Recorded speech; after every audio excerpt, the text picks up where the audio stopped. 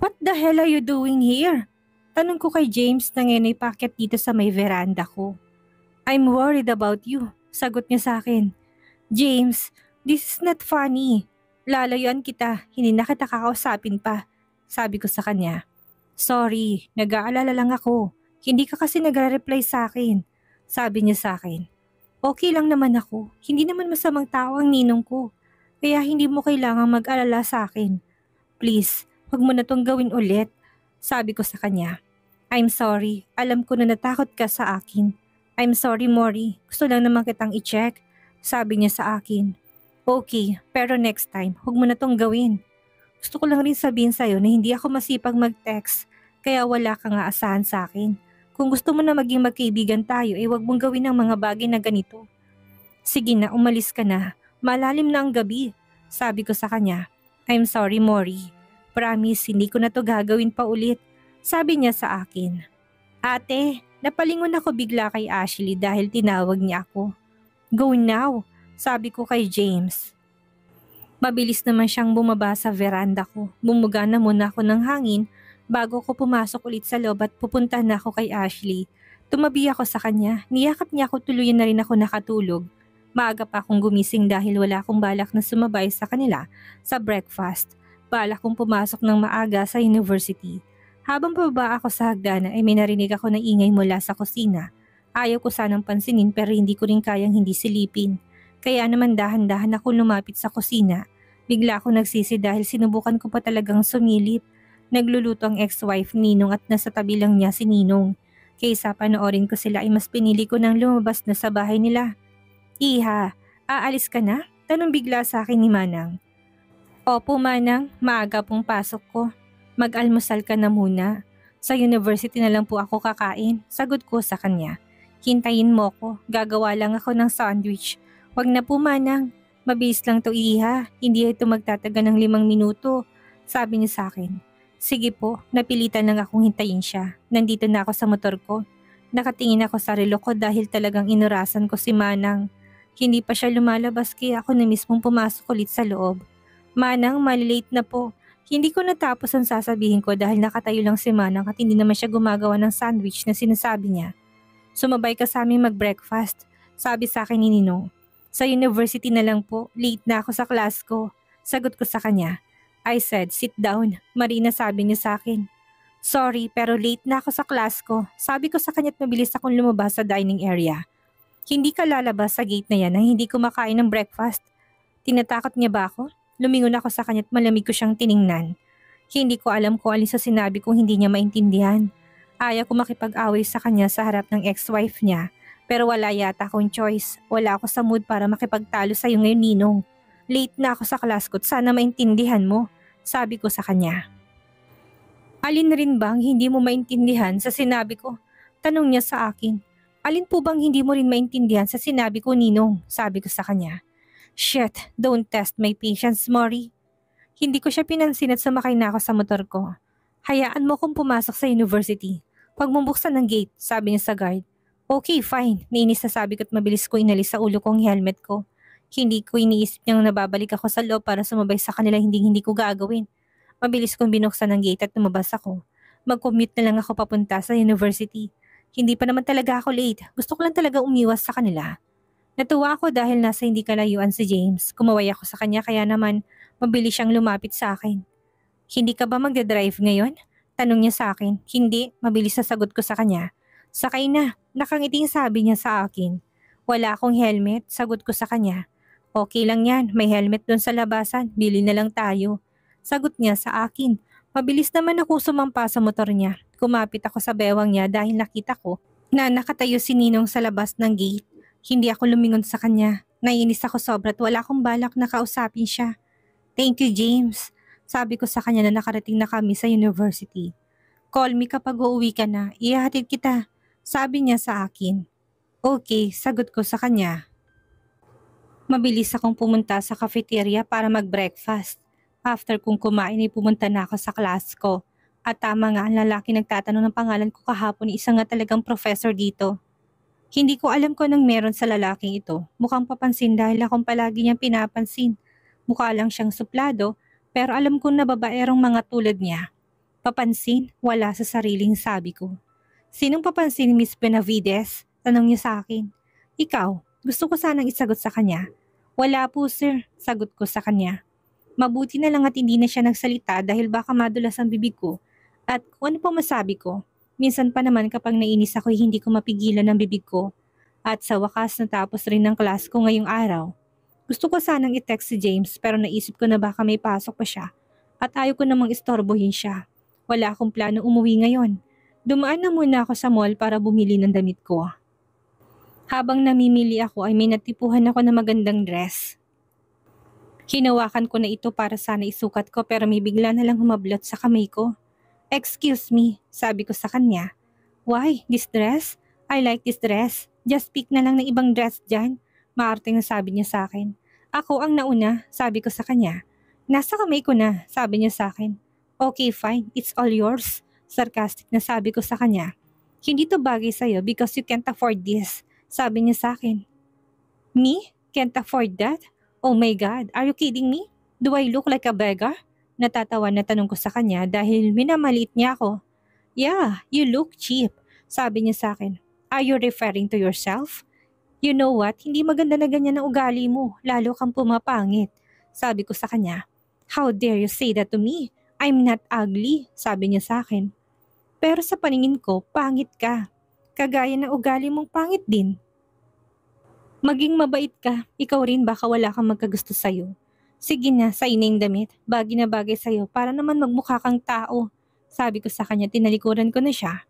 You witch! Saan ka pupunta? Sigaw niya sa akin sa hila sa buhok ko. Wala akong choice kung hindi gantihan siya. Hanggang sa nagkagulo na kaming dalawa, napikon na ako sa kanya kaya naman sinuntok ko na talaga siya sa mukha. May dumating ng mga pulis at dinala kaming dalawa sa presinto. Humanda kapag dating ng kuya't ate ko, witch, sabi niya sa akin. Mama mo, mukha ba akong takot sa'yo? Mataray na sagot ko sa kanya. Miss Pretty, pwede mo bang tawagan ng guardian mo? Sabi sa akin ng pulis. Wala akong guardian at kaya ko namang ipagtanggol ang sarili ko. Self-defense lang ginawa ko dahil siyang unang nanakit. Pero siya kasi napuruhan, kung ako sa'yo, humingi ka na lang ng sorry. Para matapos na to kasi bigatin ang pamilya niya. Sabi pa sa akin ng pulis. Pulis ka ba talaga? Naiinis sa tanong ko sa kanya. Oo naman, naaawa lang naman ako sa'yo. Sayang naman kung makukulong ka lang dito. Ang ganda-ganda mo pa naman. Sabi niya sa akin. Hindi ko kailangan ng awa mo, manahimik ka na lang dyan. Naiinis na sabi ko sa pulis na duwag. Suplada, sabi niya sa akin. Duwag, sabi ko rin sa kanya. Sinamaan na lang niya ako ng tingin. Ganun na rin ako sa kanya. Ang tapang mo, tignan natin kung hanggang saan ang tapang mo. Sabi pa sa akin ng bruha. Shut up kung ayaw mo paputukin ko yung muso mo. Pagbabanta ako sa babaeng nakakabwisit. Kuya, rinig ko na sigaw niya kaya naman napalingon ako. Kuya, tanong ko bigla sa sarili ko habang nakatingin sa taong papalapit sa amin. Kuya, sinaktan po ko ng babaeng to. Sumbong ka agad ng bruha sa ninong ko. Mori, anong ginawa mo sa kanya? Tanong sa akin ni Ninong. Sinaktan niya ako kuya. She punched my face. Is that true? Tanong sa akin ni Ninong. Yeah, it's true. Hindi ako nag-deny dahil totoo namang sinuntok ko siya. Gov, kanina ko pa inutusan si Miss Ganda na tawagan ng guardian niya. Pero hindi naman siya tumatawag. Self-defense pong ginawa niya at ayon din naman nakakita unang sinaktan ni Miss Janice tong si Miss Ganda. Paliwanag ng pulis. Gusto kong tumawa dahil kahit papano may silbi rin pala siya. Pinagtanggol pa ako base sa mga sinasabi niya. I'm her guardian. Biglang sabi ni Ninong at seryoso rin ang mukha niya. Kayo po? Parang hindi makapaniwala na tanong ni kuyang pulis. What? Paano ikaw kuya? Maarte na tanong nito. She's my inaanak. Seryoso lang nasagot ni Ninong. Kaya pala malakas ang loob niya. Pabulong na sabi ni Witch na akala yata niya hindi ko siya narinig. Janice, napalingon kami dahil biglang dumating ang ex-wife ni Ninong. What happened? Sinong gumawa nito sa... Mori? Bulat na bulalas niya sa akin. Mag-sorry ka na para makauwi na tayo, utos sa akin ni Ninong. Why would I do that? Wala akong kasalanan. Hinayaan ko na nga siya nabili ng damit pero hinila niyang buhok ko. Nainis na bulalas ko. Mag-sorry ka na para matapos na to. Utos pa niya ulit sa akin na ikinainis ko pang lalo sa kanya. Governor ka ba talaga? Ipakulong mo na lang ako. Mas gusto ko pang mabulok dito kaysa mag-sorry sa witch na yan. Matapang na sabi ko sa kanya. Mori, sorry sa ginawa ng kapatid ko. May pagkabrat talaga to. Biglang sabi sa akin ng ex-wife ni Ninong. Mori, narinig kong boses ni James kaya lumingon ako sa kanya. Okay ka lang ba? Nasaktan ka ba? Tanong niya sa akin. James, you know her? Tanong ni Janice. Yeah, I know her because I'm his girlfriend. Ako na mismo nagpakilala sa sarili ko. Nakita kong pagtalim ng tingin sa akin ng witch. Pero wala akong pakialam sa kanya. Mas gusto ko pa siyang galitin. Babe, masakit ang buhok ko. Hinila niya. Pabebe na sabi ko kay James. Here, tanong niya sa akin sabay halik sa buhok ko. Enough, mag-sorry na kayo sa isa't isa para matapos na to. Sabi ni Ninong. Ayaw ko, hindi ako magsasorry sa kanya. Pagmamatigas ko. Gov, hindi kailangan na mag-sorry ng girlfriend ko lalo na kung wala naman siyang kasalanan. Sabi naman ni James. Ang galing rin niya dahil sinabayan niyang trip ko. Shut up, hindi ka kasali dito, sabi ni Ninong. Sorry na, ako nang mali. Sabi bigla ni Janice na ex ni James. Gusto kong humalgapak ng tawa dahil halatang napilitan lang siya. Nakita ko na siniko siya ng ate niya kaya napilitan lang siya na mag-sorry para matapos na. Naalala ko na ngayon ang narinig ko na sesmes mula sa ibang mga student. Ito pala ang Janice, ang pangit pala ng taste ni James. Hindi ako mahilig manlait pero kung itong babae na ito ay game na game ako. Umuwi na tayo, sabi ni Ninong sabay hila sa akin. Bitawan mo nga ako, hindi ako uuwi sa bahay mo, sigaw ko sa kanya. Huwag mong ubusin ang pasensya ko, sabi niya sa akin. Gov, ako na po maghahatid kay Mori. Umuwi ka na bata at huwag ka namang ialam dito. Sorry Gov, pero wag naman kayong ganito kay Mori. Pag mo kong pakialaman sa inaanak ko, galit na sabi ni Ninong at mabilis akong pinasok sa loob ng kotse niya. Sa bahay tayo, utos niya sa driver niya. Bakit bang tigas na ulo mo? May malambot bang ulo? At pwede ba, hayaan mo na lang ako na doon sa bahay namin tumira? Ayaw ko sa bahay mo, ayaw ko doon. Ayaw kitang kasama, nainis na sabi ko sa kanya. Ayaw mo kong kasama? Para ano? Para magkita kayo ng lalaki mo?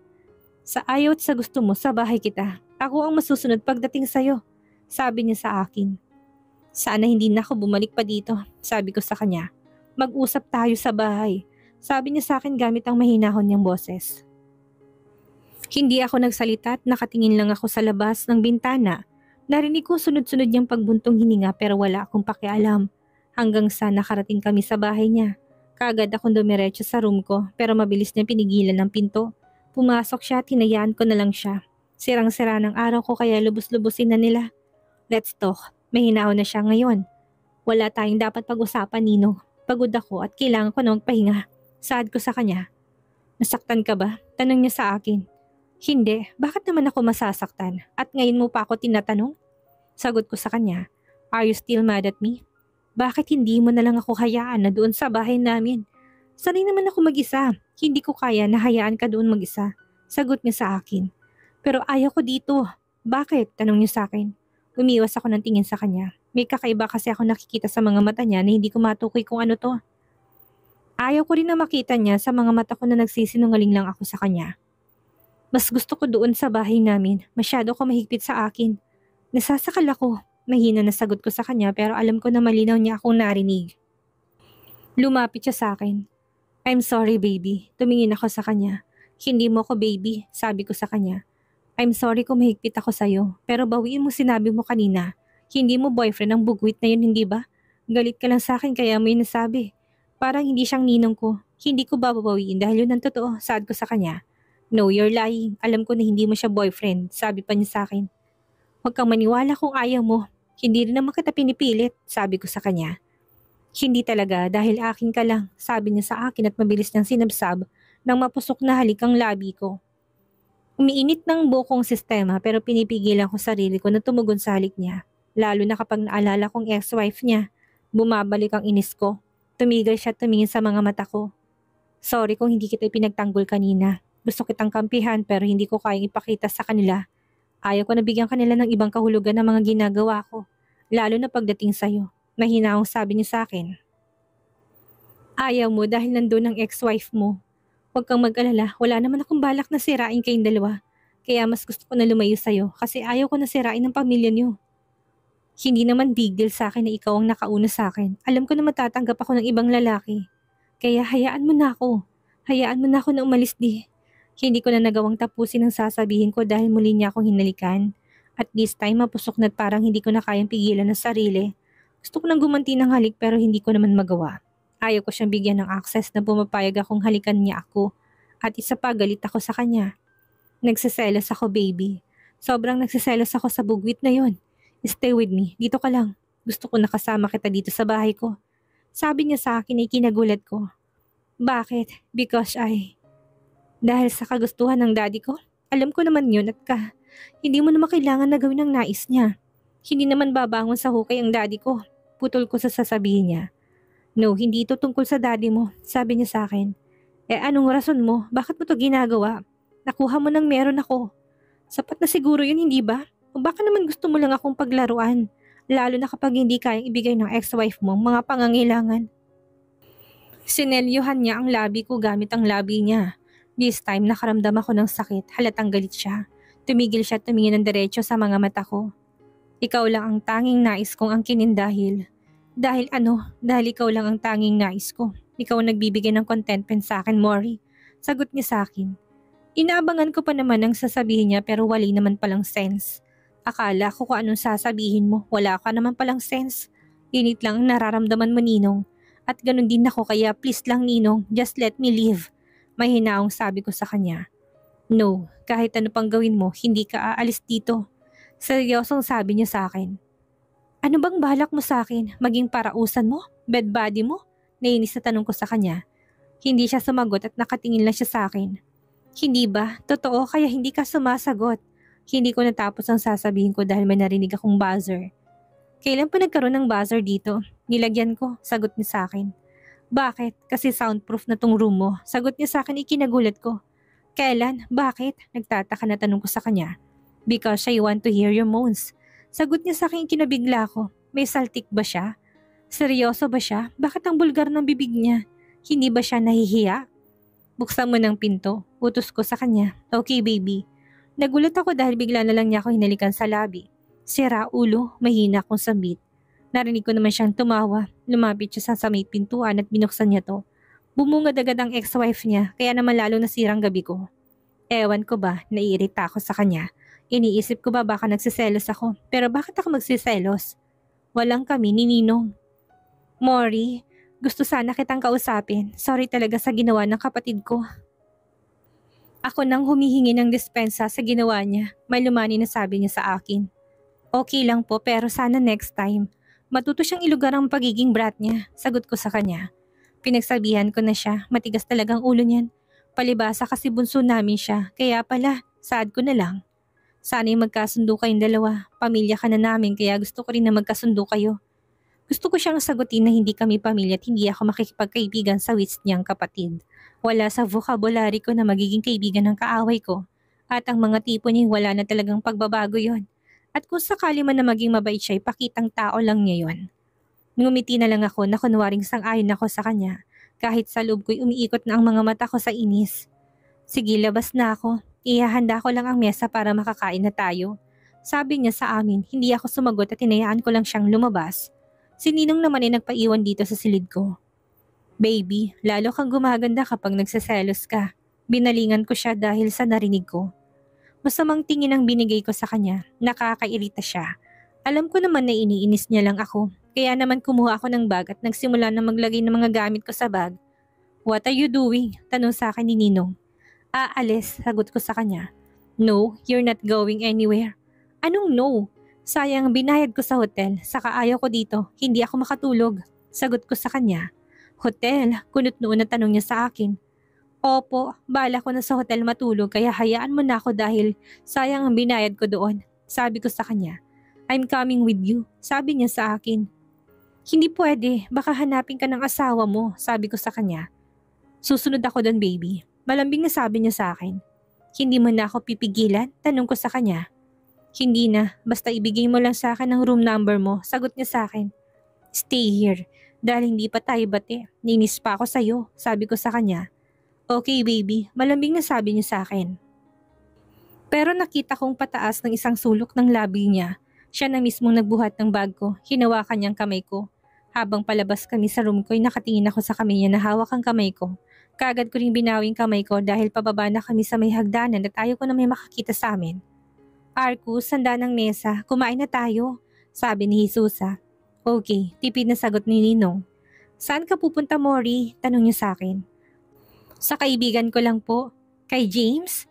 Hindi po sa kaibigan ko po. James is my boyfriend at hindi ko siya kaibigan. Paglilinaw ko kahit na nagsisinungaling lang ako dahil nakita ko nakasilip ang witch na si Janice. Natameme siya at ganun na rin si Ninong ay naging tahimik pero hinatid niya pa rin ako pupunta sa may kotse.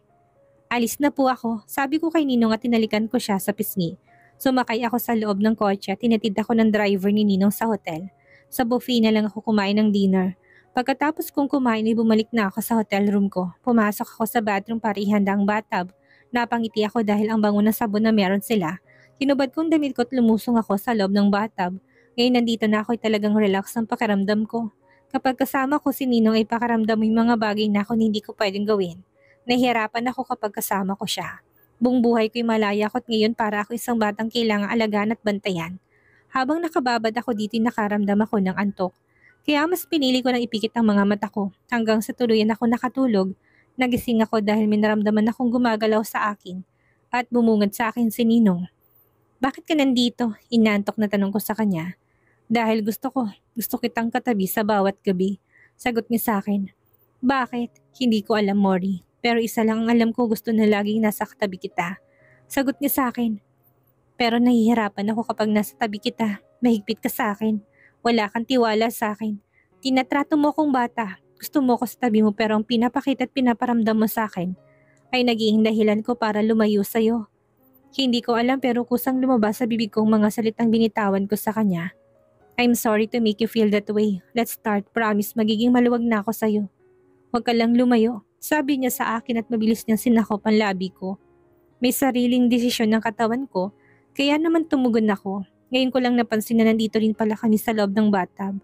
We're kissing like a couple. Para kaming nasa isang palabas, parang tunay na magkasintahan sa isang romantic na pagkakataon.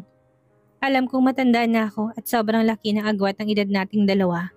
Pero ayaw ko ng laro, Mori, dahil gusto ko akin ka. Akin ka lang, baby. Seryosong sabi niya sa akin.